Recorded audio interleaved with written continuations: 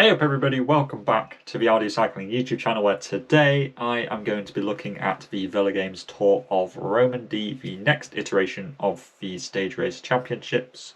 I think a lot of people might be targeting this now if you haven't had a very good Super Classico, so let's jump in and take a look at some of the riders, see if we can get some good scores.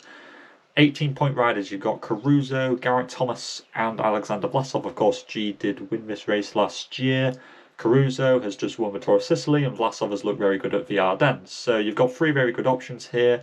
For me, I do like Vlasov the best just because I think that he seems like the GC favourite. He is the bookies' favourite after all. And I do see that Vlasov is a more likely winner, but I do think that Caruso is another good option, especially since Jack Hager's recently just been taken off of the start list. Caruso will have more leadership opportunities now that Haig has been taken off. You've got Higuita as well for 16 points, so that's another guy for Bora. I expect Higuita to be more like the GC helper and maybe going for some of his own stage opportunities in some of like the punchier finishes compared to Vlasov, who might be their pure GC leader. So I think Higuita's good for 16, as is Jonas Aguirre and Mike Woods. Both of them probably should finish inside the top 10.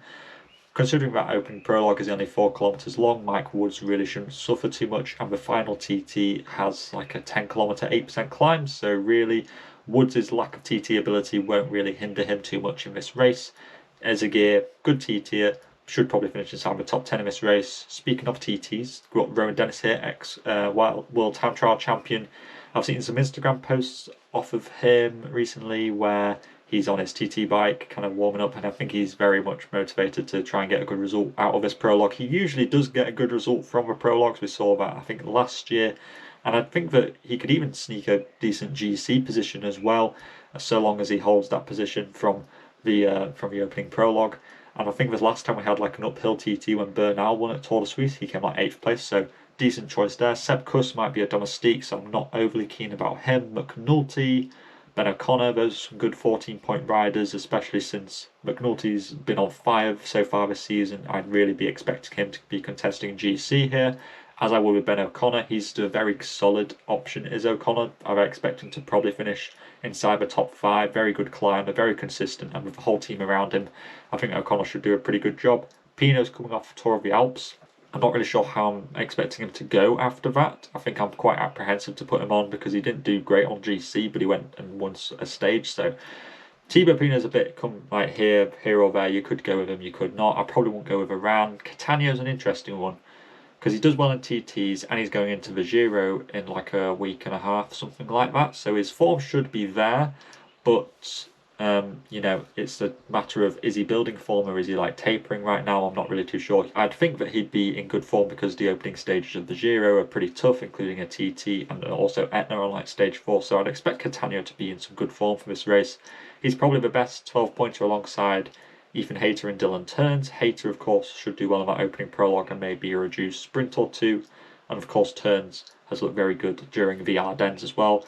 I don't really like Gross, Schachner, Conrad or Schachman for this, or Store. I think they're all quite overly priced, especially Schachman, who's really struggling to find his form at the moment. I'm not really sure what's going on with him. 10-point riders, Juan Ayuso would be a really good one, very good at Catalonia. I do expect him to probably finish inside top 15 on GC here, maybe even higher if you're lucky. Remy Cavagna is another favourite for the opening prologue and could get in a couple of breakaways. He does like to get in some breakaways, and he of course won a stage here last year. We must remember Mark Hirschi, technically a home race for him, so he'd be motivated to do well. His forms looks okay at the moment, not world beating like 2020 Hirschi, but still decent enough where he might be given some freedom by the UAE team. And then you got Gino Maeda, who is also a home race for, so can he do something? I think for 10 points it's quite a lot, considering he's never really done well in this race. I think that he might have eyes instead of like the Tour de Suisse later on, but that's just my opinion. 8-point rider's got Geoffrey Bouchard to look good at Tour of the Alps. I think that he would be a really good one. You got Luke Plapp, who has said that he's targeting a race like this. If you remember early back in the season, he said that he wanted to do well in like some stage racing. If he can do, you know, like he did in UAE Tour, I do expect that he could finish quite high up on GC in this race actually. Nielsen Powers is likely the best safe kind of 8-point rider, look good at the Ardennes, should really be finishing like top 10 in GC in this race in my opinion. Probably the GC favourite from EF, maybe alongside Iran, but I'd honestly put Powers ahead of Iran at this point. Other than them, I think that you could maybe go Dion Smith if you think there's going to be some reduced sprints as well. Maybe Ryan Talame as like an outside GC option as well. 6 point riders, you've got some really good ones, like Pat Bevan would be one that I'd be strongly recommending. After all, he has just won the Tour of Turkey in really spectacular fashion. He was climbing it incredibly well. And he's also quite good at reduced sprint and a TT, so he really ticks all the boxes for this race. Quentin Hermans, second place at Liège-Bastogne-Liège, clearly in some very good form at the moment. Good terrain for him, very punchy climbs, and I think that he could do very well in this race. Other than him, you could maybe go with Rudy Mollard, who's looked pretty good, or Quentin Pacher. Both of them have looked good in the recent races. You've got Mauro Schmidt, who is his home race. Sean Quinn looked good at the Tour of the Alps. As you can see, there's so many that you could go with. George Steinhauser is a bit of an interesting one as well, a bit of a long shot there. Antonio Taberi is like a time trialist come climber for Trek Segafredo, could be a bit of a surprise. And Carlos Verona would probably be the best GC option for Team Movistar. In terms of 4 point riders, there aren't too many that I really like the look of. You could maybe go with Ben Healy because he's quite good.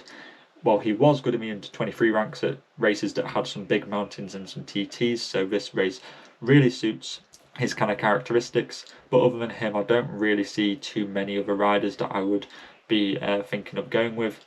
I'd be maybe going for riders that might get assist points like Wandal or Palza for assist points for Alexander Vlasov. Now that I've gone through all of the riders, let's talk about how to best distribute your points in this race. I do think that taking Vlasov or Caruso would be quite a good choice as your kind of main GC rider. And I think that other than that, you want to really try and spread your points quite a lot. You've got a lot of quality riders between 8 points to 16 points, so try and spread your points out quite evenly. Try not to delve into the 4 point riders, try and keep it as a minimum of 6 points for a rider, especially since you've got some good quality riders in the 6 point section like I just mentioned. And also try and take advantage of the opening prologue. Of course, riders who do well in the opening prologue could then go and get you assist points for the subsequent 2 or 3 days, which, considering this is only like a 6-stage race, is going to be quite important to get those riders who do well from the gun. Vlasov is a good time trialist right now, and I think he's probably better than Caruso, which is why I think that Vlasov is the better rider to go with. And it's also why I'm quite keen to take somebody like Rowan Dennis and also Ethan Hayter, is because they'll both should do well in this opening prologue and could then, because of their good climbing ability, hold on to GC up until maybe the penultimate day when it's a mountain top finish. And then you've also got somebody like Catania who fits into that, should do well in the opening prologue and should hold on pretty long into this race. There is maybe an opportunity for a breakaway or two to escape in this race, so you might want to put on some riders who could like fulfill that kind of category. So somebody like Remy Cavagna would do well in that kind of category, as would Gino Maeda.